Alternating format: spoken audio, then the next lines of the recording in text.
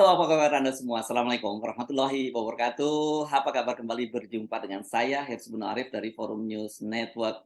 Hari ini saya akan mengajak Anda ngobrol dengan dua orang manusia merdeka yang berada di Melbourne, Australia. Yang satu, ini asli yang tinggal di Australia, namanya Mas Denny Indrayana, Profesor Denny Indrayana. Dan yang satunya lagi manusia merdeka, nah ini Said Didu yang selama ini sedang berada di Sydney, sekarang sedang ngumpul di Melbourne juga ya. Nih Mas Didi, dua-duanya pakai saya bingung nih, seperti dua anak kembar nih. Assalamualaikum. Ya. Assalamualaikum Mas Denny. Waalaikumsalam warahmatullahi wabarakatuh, Mas Ersu. Yes, alhamdulillah itu bersama ini pasti oleh-olehnya Mas Bang Said Didu ya, manusia merdeka ya. Iya, langsung kita pakai menghormati oleh-oleh dari beliau. Yes, oke. Bang Said Didu masih sampai berapa lama lagi tuh atau sengaja ngungsi juga ke Australia? Saya sengaja datang menemui Prof. Denny karena Prof. Denny melempar strategi seseorang untuk memperpanjang jabatan, dan saya meluangkan waktu harus ketemu untuk kita Oh iya. bahas sebenarnya apa yang terjadi. Iya, iya, iya. Menarik karena Anda dalam perbincangan dengan saya beberapa waktu yang lalu kan menyebut ada 10 warisan dari Pak Jokowi kalau nanti Pak Jokowi lengser jadi presiden gitu. Sementara Prof Denny menyebutnya ada 10 strategi Pak Jokowi. Nah, jadi yang kita khawatir adalah 10 strategi itu berhasil dan kemudian 10 warisan itu dilanjutkan lagi gitu oleh Pak Jokowi. Oke, kita mulai dari siapa? Pak Saidi dulu deh. Kemarin saya udah ngomong sama Prof Denny Indrayana ya. Ya, jadi ini 10 commandment. 10, kalau dulu Nabi Musa mendapat 10 firman Tuhan untuk menghadapi Fir'aun, saya nggak tahu kenapa angkanya kebetulan sama nih. Dari Pak Prof Denny 10, saya 10.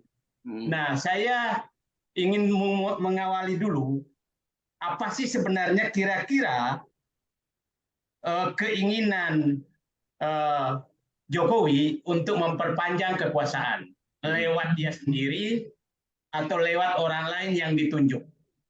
Nah, kalau Prof Denny kan menjelaskan 10 itu ada beberapa, 1-2 langkah adalah ingin dia sendiri langsung. Selebihnya kan adalah orang lain tapi dia juga. Kira-kira itu saya kesimpulannya. Saya menyatakan seorang pemimpin itu kalau ingin melanjutkan kekuasaannya itu ada 5 kemungkinan. Pertama, ada kesalahan besar yang perlu ditutupi sehingga habis, tidak lagi terungkap. Yang kedua, ingin menyelamatkan diri atau keluarga. Dan keluarga. Yang ketiga adalah ingin tetap menikmati sebagai penguasa, walaupun sudah di luar kekuasaan. Yang keempat adalah ingin mewariskan kekuasaan kepada keluarganya atau teman-temannya. Dan yang kelima, yang terakhir, adalah dia sudah tahu bahwa rakyat sudah tidak menyukai, sehingga perlu melakukan rekayasa. Karena rakyat mayoritas menguasai, maka dia tidak perlu melakukan rekayasa seperti yang dikemukakan Prof Denny. Yaitu pikiran. Bisa saja 5-5-nya ada. Bisa saja 5-5-nya ada. Tapi alasannya adalah 5 kemungkinan itu, tapi bisa 5-5-nya ada. Silakan publik menilai kira-kira apa yang terjadi. Tidak mungkin seseorang ingin memperpanjang kekuasaan kalau tidak ada 5 unsur itu. Oke? Nah, saya ini 10 warisan Prof Denny yang kita harus semua bangsa Indonesia menyadari bahwa kita akan menerima warisan dari rezim Jokowi. Warisan itu pertama adalah utang yang meroket, itu datanya sangat lengkap. Yang kedua adalah berkuasanya oligarki terhadap seluruh tingkat kepemimpinan jenis kekuasaan yang ada di Indonesia. Itu yang kedua. Yang ketiga adalah korupsi, kolusi, dan nepotisme. Itu sangat nyata. Nah, yang keempat adalah infrastruktur yang mangkrak. Ini sudah ketahuan. Berbagai infrastruktur mangkrak. Nanti kita detail kalau ada waktu. Yang kelima adalah hancurnya kohesivitas sosial. Hancurnya kohesivitas sosial yang saya menyatakan bahwa ini terjadi upaya-upaya memojokkan mayoritas untuk kenikmatan oligarki. Itu Oke. yang terjadi, sehingga seakan-akan ada politik identitas, padahal bukan politik identitas, adalah memojokkan mayoritas untuk kepentingan oligarki. Itu yang berikutnya. Berikutnya adalah bahwa ketidakadilan. Itu kita tahu persis. Beberapa teman kita langsung masuk penjara karena ketidakadilan, termasuk di ekonomi ketidakadilan. Yang ketujuh, kemiskinan. Ini juga apalagi Jawa Tengah, itulah puncak kemiskinan terjadi. Yang kedelapan adalah terjadinya ketimpangan sosial dan ekonomi. Itu banyak sekali ketimpangan yang terjadi. Yang kesembilan adalah penjualan atau penyerahan sumber daya alam kepada, mohon maaf ya langsung aja, pada pengusaha-pengusaha dari China. Yang 10, hancurnya sistem bernegara. Saya pikir Prof. Denny paham betul ini, bahwa ini betul-betul dihancurkan. Contoh yang paling nyata saja, bagaimana lembaga Badan Intelijen Negara BIN demi melawan klub bola volinya SBY membentuk 3 klub bola voli untuk menghadapi klub bola voli SBY. Itu Badan Intelijen Negara. Artinya kalau begitu saja, berarti yang lain juga hancur lebur tuh. Nah, itu contoh-contoh yang saya nyatakan. Itu kira-kira, Pak Bang Hersu. Oke, Anda berhenti di situ dulu ya. Saya tanya, ini kan kalau saya review sebentar yang pernyataan dari Prof. Denny dulu, kan kira-kira 10 kemarin strateginya, tapi sebenarnya 3 saja ya strateginya Prof. Denny itu yang disebutnya strategi Jokowi. 1, itu menyingkirkan Anies Baswedan, mendukung Ganjar Pranowo, dan kemudian mendukung Pak Prabowo. Tapi pengamatan Prof. Denny kira-kira dalam situasi sekarang sudah berubah belum tuh petanya Prof. Denny? Karena sampai sekarang ini kelihatannya ngambang, apalagi kemarin ada pertemuan antara Pak Erlangga Hartarto dengan Pak SBY. Gitu, orang menduga-duga, oh ini petanya sudah mulai berubah. Kelihatannya Pak Jokowi mau coba husnul khotimah ini, melepas semuanya sehingga bisa berlaga dengan mereka, termasuk Anies Baswedan, mungkin tidak akan disingkirkan sekarang gitu. Gimana itu Prof. Denny bacaannya? Jadi begini, Mas Hersu, poin tulisan itu adalah jangan sampai presiden, kepala negara, siapapun orangnya, menjadi wasit yang berpihak. Sebenarnya intinya di situ. Kebetulan sekarang yang terpotret menjadi wasit yang tidak netral dalam Pilpres, mendukung Ganjar dan mencadangkan Anies itu Pak Jokowi, sambil mendukung Ganjar dan Prabowo itu Pak Jokowi sambil menjegal Anies. Nah, poinnya itu. Bagaimana dinamikanya sampai nanti pendaftaran di KPU bisa berubah-berubah. Yang kemarin penulisan itu sampai kemudian bacaan informasinya sampai saya menulis di 24 April, kecenderungannya adalah Ganjar Sandiaga Uno, Prabowo Erlangga. Itulah plan A-nya Pak Jokowi tanpa Anies. Ada pengamat politik yang mengatakan Anies mesti dimasukkan untuk menjadi faktor yang memungkinkan jangan sampai Prabowo menang. Oh tidak, dalam bacaan saya Pak Jokowi tidak ingin terjadi semacam Pilgub Jakarta, di mana Anies dari nomor 3, kemudian masuk final nomor 2, dan akhirnya finish di nomor 1. Jadi cenderung opsi A-nya adalah hanya Ganjar dan Prabowo tanpa Anies. Kalau Anies tidak bisa dicegah, maka Anies menjadi masuk gelanggang dengan wapres yang kalau bisa juga orang beliau juga. Jadi poinnya adalah ada upaya dari kekuatan kekuasaan untuk mengatur siapa yang nanti dipilih rakyat. Ini yang didukung, itu yang diupayakan masuk. Ini yang tidak didukung sebisa mungkin dieliminasi seawal mungkin melalui kasus, melalui direbut Partai Demokratnya dan berbagai skenario yang lain. Kalau ditanyakan kepada saya, apakah pasangannya berubah atau tidak, memang tergantung dinamika politik. Tapi poin yang jangan miss adalah, yang ingin saya sampaikan adalah, hey, berhentilah menjadi wasit yang tidak netral, karena itu merusak prinsip dasar konstitusi pemilu yang free and fair. Anda sebagai kepala negara punya kewajiban konstitusional untuk menjaga lapangan permainan ini supaya fair bagi semua kontestan, dan itu tidak boleh dengan cara mendukung satu dan menjegal yang lain. Poinnya itu. Ya. Sedangkan nanti di ujungnya terdaftar di KPU siapa, itu tentu ada dinamika politik pasti, dan apakah berubah atau tidak, saya masih belum melihat ada perubahan signifikan ya. Oke. Ya biasalah pertemuan-pertemuan, tapi bahwasanya apakah akan berubah atau tidak belum kelihatan, memang masih Ya. dinamis. Tetapi bahwasanya presiden berhentilah, Presiden Jokowi, janganlah menjadi wasit yang tidak netral.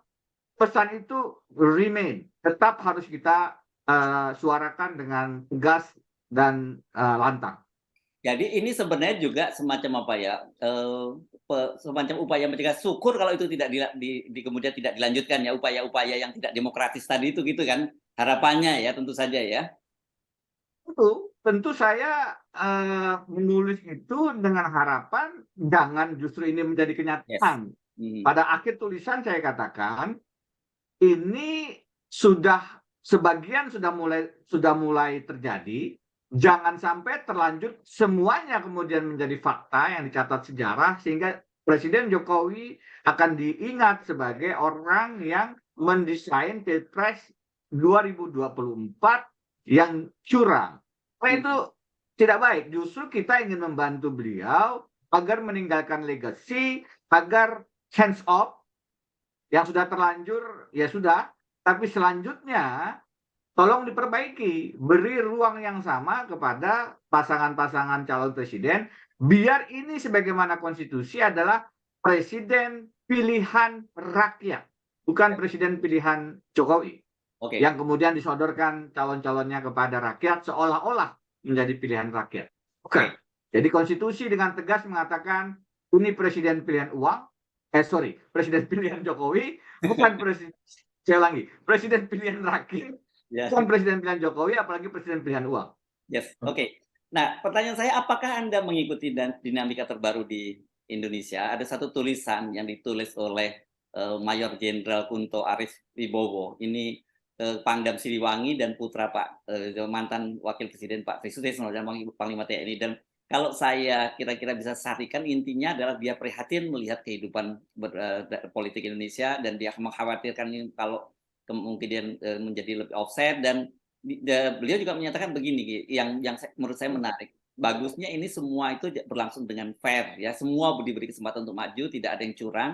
Dan kalau curang itu kata dia itu mesti ada terapi. Itu bahasa saya kira maksudnya dicegah lah gitu, maksudnya gitu, dan ditebaknya itu dalam koridor hukum. Karena itu dia kemudian memikirkan mungkin apakah tidak sebaiknya kalau dalam situasi seperti saat ini polisi TNI itu kemudian dimajukan lagi selangkah hal, atau seperti itulah kira-kira bahasanya. Dan ini kan cocok untuk dengan analisis Anda sebagai ahli hukum tata negara ya, berkaitan dengan peran TNI itu. Kami sempat diskusi tentang tulisan beliau. Ya. Yang menarik juga adalah putra Bapak Tri Sutrisno, sekarang Pangdam Siliwangi. Juga ada informasi rekan-rekan muda Golkar juga melakukan aksi di istana untuk meminta agar presiden tidak turut cawe-cawe dalam pemilihan presiden. Menurut saya kontrol publik semacam ini harus makin kita gulirkan. Niat saya adalah seperti itu, menjaga Pilpres 2024 betul-betul sebagaimana amanat konstitusi, jujur dan adil. Itu niatnya. Dan salah satu yang harus dijadikan dikur karena melakukan justru di depan adalah Presiden Jokowi sayangnya gitu. Dan saya sudah dalam berbagai kesempatan melihat memang ada policy, kebijakan, tindakan presiden yang bergeser, bahkan melanggar konstitusi. Berbagai macam hal. Tapi biar kita fokus pada pemilihan presiden saja. Ini yang kemarin saya fokuskan dalam tulisan bagaimana Jokowi mendukung Ganjar, mencadangkan Prabowo, dan menolak Anies. Poinnya memang hentikan, dan kalau itu disuarakan juga oleh rekan-rekan dari TNI, tentu semangat spiritnya sama. Agar Indonesia tidak kemudian terjebak seolah-olah pemilu yang curang itu hal yang biasa, tidak bisa menang kalau tidak curang. Jangan begitu. Pemilih Yang kita lawan dalam setiap pemilu sekarang agar tetap jujur dan adil adalah dua. Politik uang dan politik curang. Dua-duanya harus kita tiadakan, harus kita pastikan tidak muncul dalam pemilihan umum 2024. Karena itu kita rebut lagi dolat rakyat, kita rebut lagi demokrasi, kita lawan dolat duit, duitokrasi, oligarki, dan semua kroni-kroni yang ingin mempertahankan kenikmatan kekuasaannya. Siapa yang menjadi pemimpin, mari kita lihat rekam jejaknya. Kita lihat yang memang bisa menghadirkan kesejahteraan, melawan korupsi, dan tentu saja tidak menang dengan cara-cara curang. Yes, oke. Meskipun nanti ini orang ketika bicara TNI yang berbicara, orang tuh biasanya langsung tanduknya berdiri gitu kan. Karena selama ini kan TNI kan sudah back to basic gitu.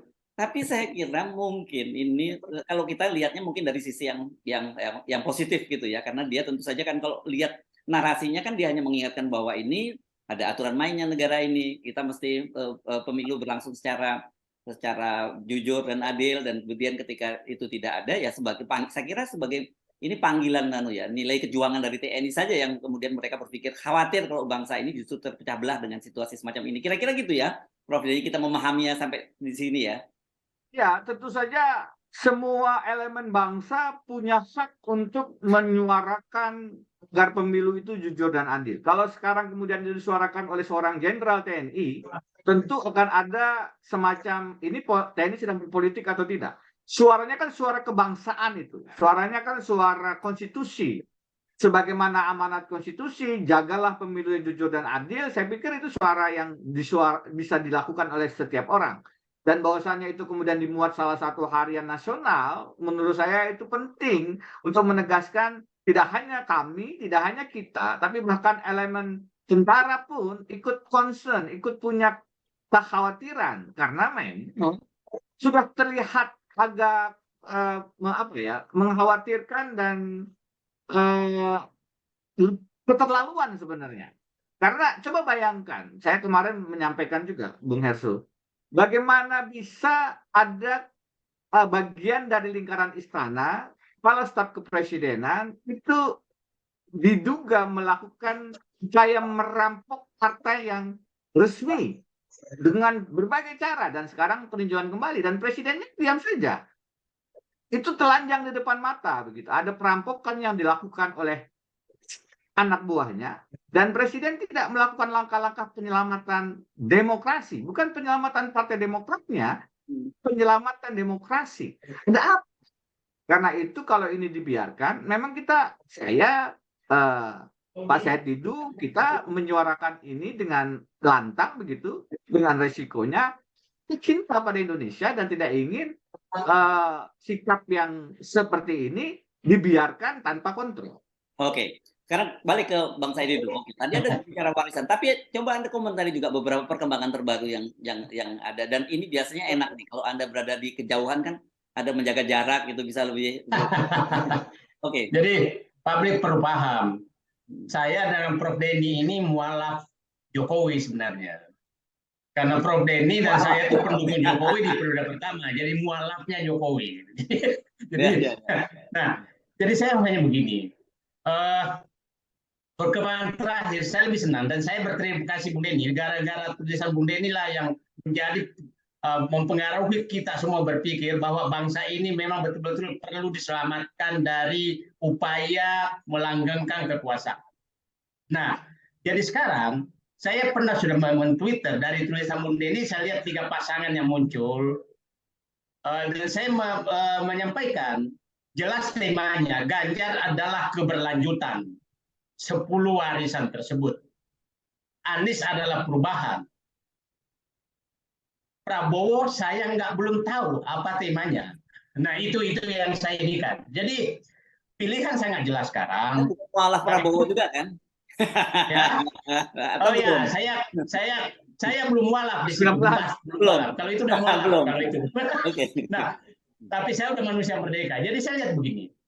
Sudah sangat jelas sekarang rakyat pilihannya apa, sehingga jangan ada yang main curang. Dan saya katakan tadi, kalau ada orang yang ingin memperpanjang kekuasaannya, dia pasti sudah membaca bahwa rakyat mulai sadar tidak suka sama dia. Itu yang kalau rakyat suka sama dia tidak perlu rekayasa apapun.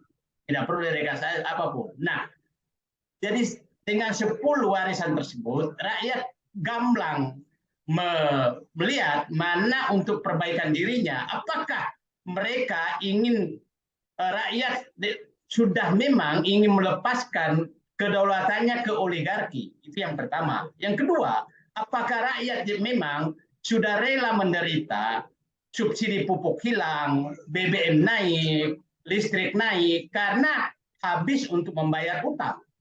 Jalan-jalan berlubang-lubang karena tidak ada lagi dana. Karena pemerintah lebih banyak memperhatikan jalan tol. Itu kan pilihan.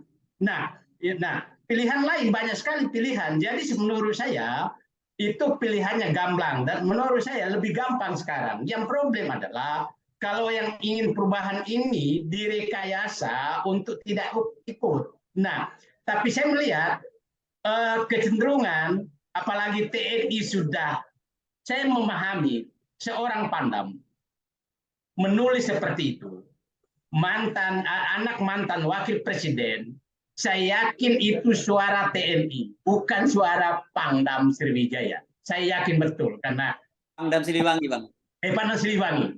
Ya. Jadi saya yakin betul itu. Nah, saya sangat berterima kasih kalau sekarang TNI kembali ke rakyat dan negara. Oke. Itu saya sangat berterima kasih karena sekarang, nah mudah-mudahan dengan safarinya juga Pak Prabowo ke senior-senior menjadarkan mereka Sabta Marga. Jadi mengingatkan kembali Sabta Marga. Saya berharap seluruh TNI sekarang, teman-teman TNI membaca ulang Sabta Marga dengan baret masing-masing dan menghormati Sabta Marga. Itu salah satu cara menyelamatkan negeri ini. Nah, kami semua ini hanya tukang sekarang saya menyatakan ini mari kita dari tempat jauh menembakkan kembang api dari mercusuar sebagai sinar untuk rakyat melihat bahwa masih ada masa depan kalau mereka memilih dengan cara terbaik dan memilih pemimpin yang bisa membelokkan arah, mohon maaf saya katakan membelokkan arah bangsa ini menuju jurang. Oke. Itu Ya, dan perlu. sore ini bilang Pak Prabowo juga menyatakan ya, silakan. bahwa bangsa Indonesia hanya bisa selamat kalau terjadi penggantian rezim, bukan penggantian presiden. Itu Mas Her. Yes, oke. Dan sore ini kabarnya Pak Wiranto akan bertemu dengan Pak Prabowo. Kita tidak tahu apakah itu bagian dari semua apa yang terjadi ini. Tapi begini ya, saya pribadi ini ya, Bung Said dan juga Prof Denny, saya masih tidak berhenti punya harapan gitu bahwa Pak Jokowi pada akhirnya gitu akan meninggalkan legacy yang baik untuk demokrasi kita gitu. Apalagi kemudian ada orang seperti Anda yang menyuarakan dan Bang Said menyuarakan, sekarang ada seorang Pangdam juga yang menyuarakan. Dan saya kira kalau akan semakin banyak elemen masyarakat yang menyuarakan ini, saya kira mungkin akan mendorong juga Pak Jokowi juga betul-betul yang kalau dalam menggunakan terminologi agama ini husnul khotimah lah menjelang akhir masa jabatannya itu. Silakan Prof. Denny.